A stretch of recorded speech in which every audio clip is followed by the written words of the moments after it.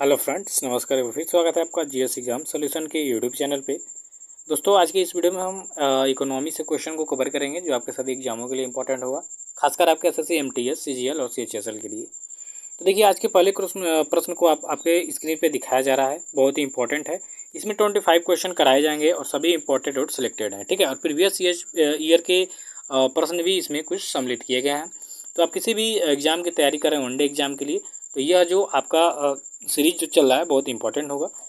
यह 23वें नंबर का सीरीज चल रहा है दोस्तों आपका प्रयास बैच का। तो आप ज्वाइन कर सकते हैं, आप फ्री में जाके हमारे यूट्यूब चैनल को ज्वाइन करेंगे, उसमें प्ले लिस्ट बना है, आप जाके सम्मिलित हो जाएंगे। तो चलिए आज के क्वेश्चनों को देखेंगे कि आपका पहला क्वेश्चन क्या है किस राज्य के अत्यधिक कुपोषण के कारण भारत का इथोपिया जो है कहा जाता है। तो भारत का इथोपिया किस राज्य को कहा जाता है दोस्तों? तो मध्य प्रदेश को कहा जाता है, ठीक है। अत्यधिक यहाँ पे कुपोषण के शिकार हैं, ठीक है, तो इसलिए इसको भारत का इथोपिया कहा जाता है। तो विकल्प ए जो है इसका होगा राइट आंसर हो जाएगा। ऐसे ही दूसरे नंबर के क्वेश्चन को देखेंगे मित्रों। तो दूसरे नंबर का क्वेश्चन है आपका कि मानव विकास सूचकांक जो होता है यानी एसडीआई, इसका आधार क्या होता है। यानी जो आपका मानव विकास सूचकांक जारी किया जाता है, किस आधार पर जारी किया जाता है या इसके अंतर्गत क्या देखा जाता है। तो दोस्तों, इसके अंतर्गत देखा जाता है स्वास्थ्य, शिक्षा और जीवन स्तर, ठीक है। ये तीनों चीज़ें देखी जाती हैं कि स्वास्थ्य कैसा है, उसका शिक्षा स्तर कैसा है और जीवन स्तर कैसा है। इनके आधार पर मानव विकास का सूचकांक जो होता है अर्थात एचडीआई होता है, इसको क्या किया जाता है, ये सूचकांक में शामिल किया जाता है, ठीक है।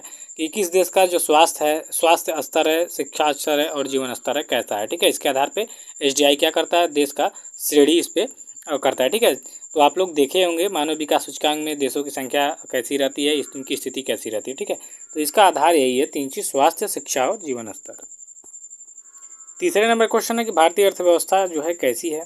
तो मित्रों, भारतीय अर्थव्यवस्था जो है ये आपकी मिश्रित अर्थव्यवस्था है। कैसी अर्थव्यवस्था है? मिश्रित। तो विकल्प यहाँ जो होगा आपका सी राइट आंसर हो जाएगा, ठीक है। कि भारतीय अर्थव्यवस्था आपसे कोई भी पूछे कैसी है तो आप सीधा बताएंगे कि भाई ये मिश्रित व्यवस्था है, अर्थव्यवस्था है, ठीक है। चलिए, चौथे नंबर का क्वेश्चन है कि भारत का जो राष्ट्रीय आय है इसका प्रमुख स्रोत क्या है। तो दोस्तों, भारत की जो राष्ट्रीय आय है इसका प्रमुख क्षेत्र है आपका सेवा क्षेत्र, ठीक है। भारत के राष्ट्रीय आय में सबसे ज़्यादा योगदान आपका सेवा क्षेत्र का रहता है, तो इसलिए विकल्प आपका जो डी होगा इसका राइट आंसर हो जाए। देखिए, एक एक क्वेश्चन जो है बहुत ही इंपॉर्टेंट है, ठीक है। तो याद रखिएगा और इन क्वेश्चनों को ध्यान से देखिएगा, पढ़िएगा, समझिएगा, ठीक है। आपको आपका इससे पहले आंसर मालूम है तो आप क्वेश्चन देख के आंसर कर सकते हैं विकल्प में। 5 नंबर क्वेश्चन में कि भारत में राष्ट्रीय आय की गणना जो है निम्नलिखित में से किसके द्वारा किया जाता है। तो भारत में राष्ट्रीय आय की जो गणना होती है दोस्तों, वो केंद्रीय सांख्यिकी संगठन के द्वारा किया जाता है। यहाँ विकल्प जो आपका ये होगा इसका सही उत्तर होगा। ये बहुत इंपॉर्टेंट क्वेश्चन है आपके लिए। तो भारत में राष्ट्रीय आय की जो गणना होती है इनमें से केंद्रीय सांख्यिकी संगठन द्वारा किया जाता है। तो विकल्प जो आपका ये होगा सही उत्तर हो जाएगा, ठीक है दोस्तों। चलिए आगे बढ़ेंगे। तो अगले क्वेश्चन में है आपका कि निम्न में से किस क्षेत्र से भारत में सकल राष्ट्रीय उत्पाद यानी जो जीडीपी होती है, ग्रास डोमेस्टिक प्रोडक्ट का सबसे बड़ा भाग प्राप्त होता है। तो निम्न में से किस क्षेत्र से भारत में सकल राष्ट्रीय उत्पाद यानी जो जीडीपी होती है, जीडीपी अर्थात जीडीपी जो हम कहते हैं ग्रास डोमेस्टिक प्रोडक्ट, ठीक है। जीडीपी सकल राष्ट्रीय उत्पाद, ग्रास डोमेस्टिक प्रोडक्ट, इसका सबसे बड़ा भाग किससे प्राप्त होता है।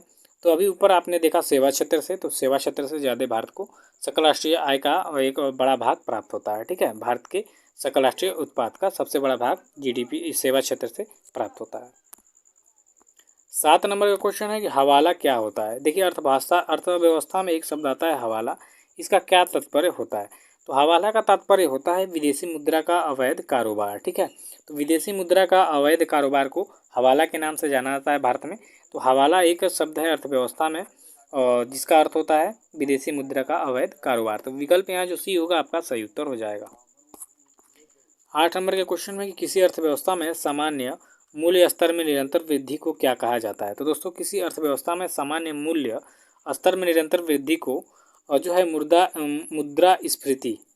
मुद्रास्फीति कहा जाता है। जो आपका विकल्प डी दिख रहा है इसका सही उत्तर होगा। मुद्रा जो है स्फीति कहा जाता है किसको, किसी अर्थव्यवस्था में सामान्य मूल्य स्तर में निरंतर वृद्धि को मुद्रास्फीति कहते हैं। देखिए, मुर्दा है, सॉरी इसके लिए मुद्रा, ठीक है। मुद्रास्फीति जो किसे कहते हैं, तो किसी अर्थव्यवस्था में सामान्य मूल्य स्तर में निरंतर वृद्धि को कहा जाता है मुद्रास्फीति। तो विकल्प आपका जो डी होगा इसका सही उत्तर हो जाएगा। आगे बढ़ेंगे तो 9वें नंबर के क्वेश्चन में आपका कि निम्नलिखित में से कौन सा बैंक भारत का केंद्रीय बैंक है। तो भारत का केंद्रीय बैंक कौन है दोस्तों, तो RBI, reserve bank of India. ठीक है, आरबीआई जो है जिसकी स्थापना 1935 को हुई थी, इसको भारत का केंद्रीय बैंक कहा जाता है। तो भारत में जो भी पैसा वैसा जारी करना होता है रिजर्व बैंक ऑफ इंडिया का कार्य होता है ये। तो विकल्प में जो आपका ये दिख रहा है इसका सही उत्तर हो जाएगा कि भारत का केंद्रीय बैंक कौन है, रिजर्व बैंक ऑफ इंडिया यानी आरबीआई, और इसकी स्थापना हुई थी 1935 में। तो विकल्प ए जो होगा इसका सही उत्तर हो जाएगा। 10 नंबर का क्वेश्चन देखिए कि भारत में मुद्रा जारी करने का एकमात्र अधिकार 1 रुपये के सिक्के तथा नोटों को छोड़कर किसके पास है। अब देखिए यहाँ पे बात दो तरह की हो रही है। ठीक है, एक है कि भारत में मुद्रा जारी करने का एकमात्र अधिकार किसे है, तो इसे रिजर्व बैंक ऑफ इंडिया को है। और एक जगह लिख रहा है कि 1 रुपये के सिक्के तथा नोटों को छोड़ के। तो 1 रुपये के सिक्के और नोट को छोड़ेंगे क्यों भाई, एक कौन जारी करता है, तो इसके जारी करने का मतलब है वित्त मंत्रालय। ठीक है, 1 रुपये के सिक्के और नोट को, ठीक है, लेकिन इनको छोड़ देंगे तो इसको जारी करने का एकमात्र अधिकार आपके आरबीआई को होता है। तो इसका सही उत्तर बी होगा। ठीक है, कि भारत में मुद्रा जारी करने का एकमात्र अधिकार किसके पास है, 1 रुपये के सिक्के और नोट को छोड़ के, तो आरबीआई के पास है। ठीक है, और 1 रुपये के सिक्के और नोटों को जो है एकमात्र अधिकार जारी करने का किसका होता है, तो वित्त मंत्रालय को होता है। तो यहाँ विकल्प आपका जो बी होगा सही उत्तर होगा। उम्मीद कर रहा हूँ समझे होंगे। 11 नंबर का क्वेश्चन देखिए कि 1 रुपये के नोट पर किससे हस्ताक्षर होते हैं। अभी मैंने ऊपर के क्वेश्चन बताया, तो इसमें होता है वित्त मंत्रालय का जो सचिव होता है इसका हस्ताक्षर होता है। तो इसमें जो सी होगा सही उत्तर हो जाएगा कि 1 रुपये के नोट पे जो होता है हस्ताक्षर आपके वित्त मंत्रालय के सचिव का होता है। 12 नंबर का क्वेश्चन देखिए कि रानी की बावड़ी की आकृति निम्नलिखित में से किस करेंसी नोट पर मौजूद है। यानी आपके किस भारतीय रुपए के नोट पर रानी की बावड़ी का जो आकृति है वो आपसे छपा हुआ है। ठीक है, तो आपके 100 रुपये के नोट को आप देखेंगे तो उस पर रानी की बावड़ी का चित्र अंकित किया गया है। ठीक है, जो यूनेस्को द्वारा विश्व धरोहर में सम्मिलित किया गया है, वह स्थल आपके गुजरात में पड़ता है। तो 100 रुपये के नोट पे रानी की बावड़ी की आकृति क्या की गई है, अंकित की गई है। ठीक है, तो विकल्प जो आपका डी होगा सही उत्तर हो जाएगा। 13 नंबर का क्वेश्चन देखिए कि भारत सरकार ने नोटबंदी की जो घोषणा थी कब की थी।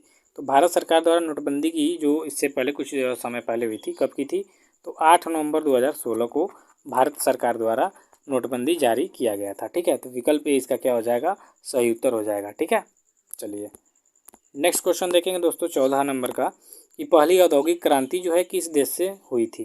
तो पहली औद्योगिक क्रांति की शुरुआत अगर जो देखेंगे तो इंग्लैंड में हुई थी। ठीक है, सबसे पहले औद्योगिक क्रांति की शुरुआत आपके इंग्लैंड में हुई थी।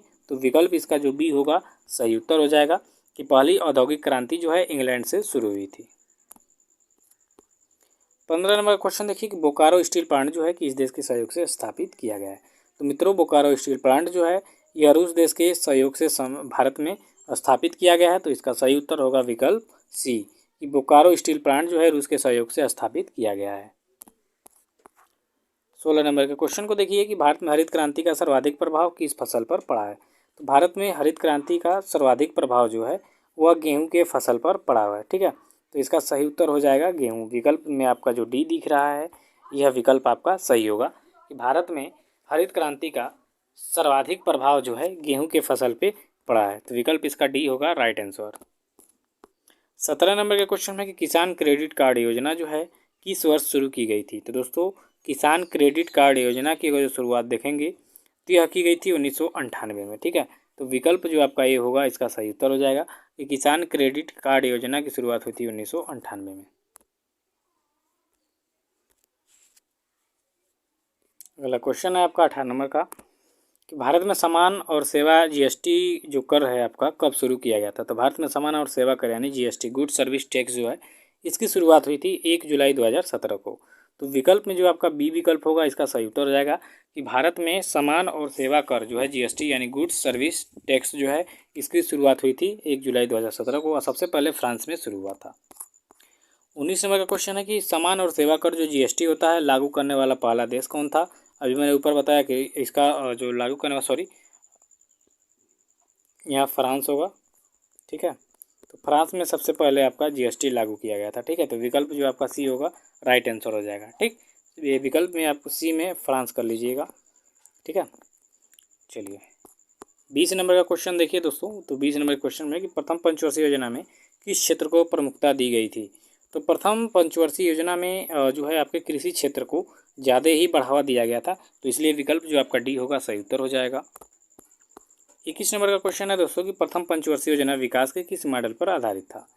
तो प्रथम पंचवर्षीय योजना जो है विकास के हेराल्ड डोमर मॉडल पे आधारित था। तो विकल्प इसका हो जाएगा सही उत्तर आपका ये 1951 से 55 तक चला, 56 तक चला था ये, ठीक है, जो आपका प्रथम पंचवर्षीय योजना था। 22 नंबर का क्वेश्चन है कि गरीबी हटाओ का आह्वान किस पंचवर्षीय योजना में सम्मिलित किया गया था।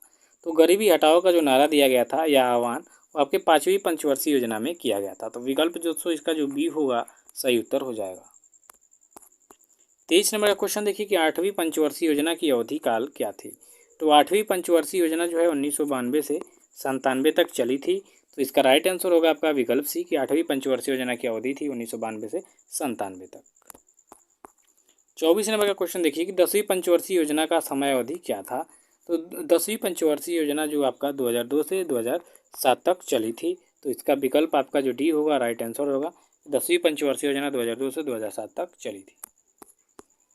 अगला क्वेश्चन है कि 12वीं पंचवर्षीय योजना जो है इसकी समय अवधि क्या थी। तो 12वीं पंचवर्षीय योजना की जो समय अवधि थी 2012 से 17 थी, ठीक है। तो इसका विकल्प ए होगा राइट आंसर। 12वीं पंचवर्षीय योजना की समय अवधि 2012 से 2017 थी। तो आज के वीडियो में बस इतना ही, मिलते हैं नेक्स्ट वीडियो में, तब तक के लिए धन्यवाद, थैंक यू सो मच।